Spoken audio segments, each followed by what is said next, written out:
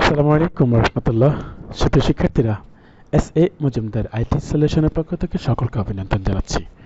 তোমরা নিশ্চয়ই দেখতে পাচ্ছ এমএস ওয়ার্ডের ওয়ার্ড একটি ডকুমেন্টসকে কীভাবে আমরা পিডিএফ করব সেই বিষয়ে 10 নম্বর ক্লাসে কথা বলবো আমি সাইদ আহমেদ মজুমদার। শিক্ষার্থীরা, আমার সামনে একটা পেজ আছে খোলা, লেখা আছে এটিকে আমরা পিডিএফ করব। প্রথমে আমরা অফিস বাটন, এই যে অফিস বাটনে ক্লিক করব। তারপরে আমি চাইলে সেভ এসে যাব।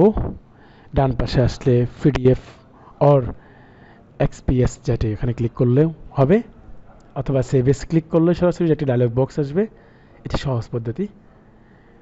আমি কোথায় রাখবো? ডেস্কটপে রাখবো, সেটা সিলেক্ট করবো। তারপরে টাইপ সেভ অ্যাজ টাইপ, আমি চাইলে অন্য ডকুমেন্টস অন্য কোনো জায়গাও রাখতে পারি। এই যে এখানে সেভ টু টাইপ, কোন টাইপে সেভ দেবো? এখানে সেভ এস আছে, পিডিএফ আছে, এই যে পিডিএফে ক্লিক করলাম এবং রাখছি কোথায়? ডেস্কটপে সেভ দিলাম।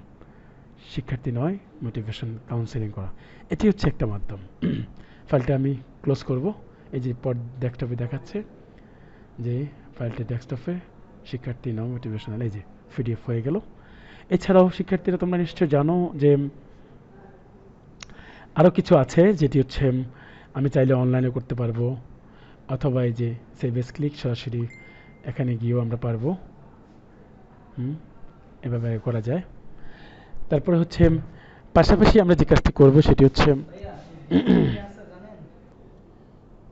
সুপ্রিয় শিক্ষার্থীরা সবাই ক্লাসটি প্র্যাকটিস করবে, পাশাপাশি সকালে সুস্বাস্থ্য দীর্ঘায়ু কামনা করছি। পেজটিকে ভিডিওটিকে লাইক এবং শেয়ার সাবস্ক্রাইব করার জন্য অনুরোধ জানাচ্ছি।